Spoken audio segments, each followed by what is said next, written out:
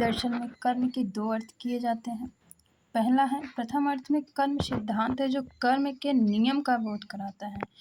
दूसरे अर्थ में कर्म शब्द से उस शक्ति का बोध होता है जिससे कर्म फल उत्पन्न होता है। इसी दृष्टिकोण से कर्म के तीन भेद प्राप्त होते हैं। कौन कौन सा? प्रारब्ध कर्म, संचित कर्म, संचयमान कर्म।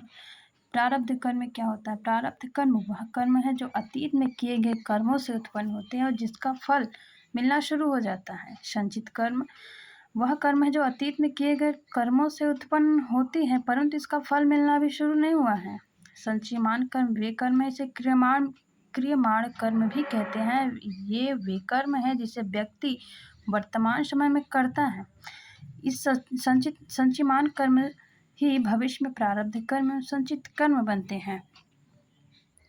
भारतीय विचारकों ने यह स्वीकार किए हैं कि अच्छे संचयमान कर्म से संचित कर्मों को नष्ट किया जा सकता है और उनके फल से मुक्ति भी मिल सकती है, किंतु संचयमान कर्मों से प्रारब्ध कर्म को नष्ट नहीं किया जा सकता, उनके फल को भोगना ही पड़ेगा।